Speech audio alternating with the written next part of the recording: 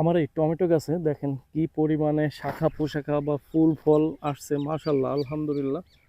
এই যে দেখেন, কিন্তু এখন একটা সমস্যা হয়ে গেছে। সেই সমস্যাটা হচ্ছে এই যে যে বয়স্ক যে পাতাগুলা, এই যে নিচের যে পাতাগুলা, এই পাতাগুলা হচ্ছে কারণে হচ্ছে আমার এই গাছের মানে ফলের মানে বড় হওয়াতে ব্যাঘ্ন ঘটাবে। আর হচ্ছে আপনার এই গাছে রোগ জীবাণু, বিভিন্ন ধরনের রোগ জীবাণু আসবে। আপনাদেরকে একটু ছোট করে বলি, যখন একটা মানুষের বয়স হয়ে যায় তখন কিন্তু রোগ জীবাণু মানে আক্রমণ করে বেশি। তাই গাছের পাতাগুলা, যে পাতাগুলো আর কি বয়স্ক হয়ে গেছে, ওই পাতাগুলো যদি আমি এখন কেটে দেই, না দেই, তাহলে আর কি এই গাছটা মানে যে কোনো অসুখ বিসুখ বা যে কোনো পোকামাকড় এটাকে আক্রমণ মানে খুব সহজে আক্রমণ করতে পারবে।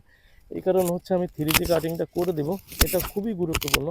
আপনারা যারা ছাদ বাগান করেন বা শখ করে বাড়ির আঙিনায় আমার মতো এই টুকিটাকি কাজগুলো করেন, এই কাজগুলো করবেন, দেখবেন যে মানে আপনার ফলনটা দ্বিগুণ হবে। আর হচ্ছে সহজে আপনার গাছে রোগ জীবাণু আক্রমণ করতে পারবে না।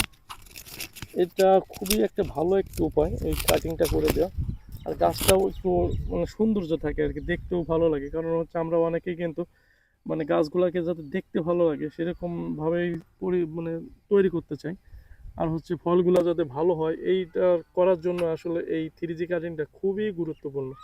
আপনারা যারা করেন নাই তাহলে তারা করে দেবেন খুব দ্রুত।